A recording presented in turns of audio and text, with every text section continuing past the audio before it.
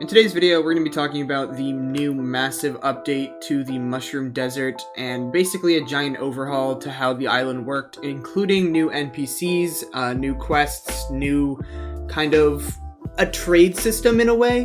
We're going to go over it. I hope you guys enjoy. Let's get into it.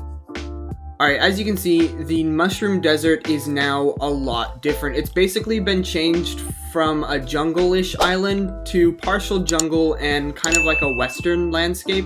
There is still a town here with some NPCs you can talk to, as well as some new NPCs which I'll be showing you, and some new quests. But honestly, this update to the Mushroom Desert Island is actually really good. There's a new place to farm cactus, there is a lot more cocoa beans to farm, including jungle trees, so now you can farm jungle trees I think here. But yeah, there's new cocoa beans, there's a lot more space to farm sugarcane if you don't have a minion. I think a lot more rabbits spawn because the island size has been increased.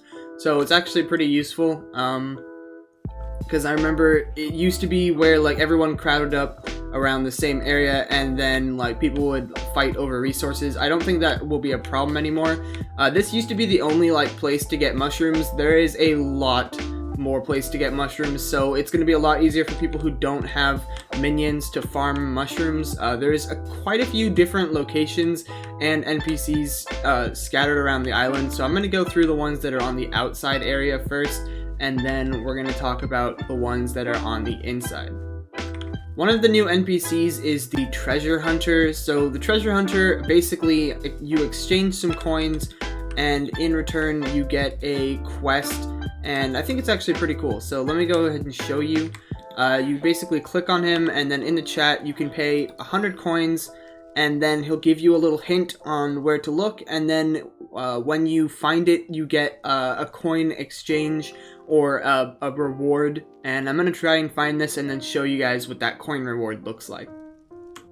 Alright, so as you can see right here is one of the treasure hunting locations. You just basically have to get a shovel to dig, and I already collected it, but there was a chest under this block. Now it did say to go to a mossy stone pillar in the Oasis, and this is kind of on the border, so I was a little confused, but if you ever get that quest, this is the mossy stone pillar in the Oasis. I'm going to go back to the NPC right now, and we're going to see what we get. Hopefully it's something decent. I only got 16 mushrooms in the chest, which isn't going to sell for much, but I'm assuming he'll give like a reward. Do I have to like go over here? No? Alright, so that one was kind of a bust, I guess. Apparently sometimes it's worth it, sometimes it's not. This first one we got some brown mushrooms, so that wasn't that good. Let me go ahead and show you some of the other NPCs. Another one of the NPCs is Jake. If you go up to him, he basically asks you to drag, wow. Okay, this is new. But he basically asks you to drag up an animal, so you get a lead and then you drag them up. Apparently somebody already turned in an animal, so I guess it's one per island. That's interesting, but it gives you an axe, or he sells an axe called the Rabbit Axe. Rabbit Specialist, killing a rabbit increases the drops by 2. Okay, that's pretty cool. Let me go ahead and show you some of the other NPCs on the island. There's, I think, a couple more. The next NPC is the Hungry Hiker, which can be located in the Mushroom Gorge at the bottom towards the entrance of, I don't actually know what this place is called. I kind of forgot. It's like, oh, Glowing Mushroom Cave. Okay, yeah. It's towards the entrance of that.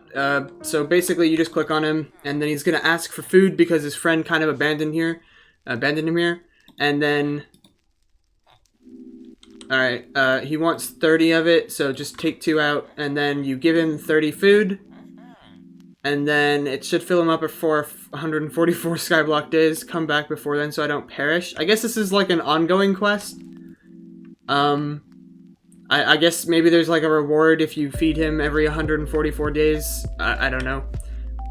But let's go check out some of the other NPCs. And honestly, a pro tip for anyone who has an AOTE is probably the best way to get around the new island.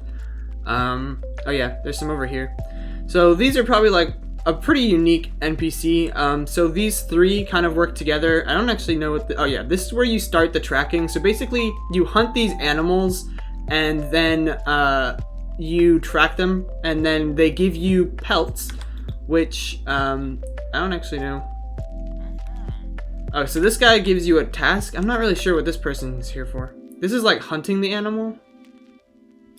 Or is this just like giving information? Oh, this is giving information. Okay, you're useless. They ask you how you are, you just have to say that you're fine when you're not really fine, but you just can't get into it because they would never understand. But these two have like a use. This person actually starts the hunting, and then this person, you exchange pelts, which the animals drop, to get tier 12 farming minions. So far, these are the only like minions that you can get that from like pelts.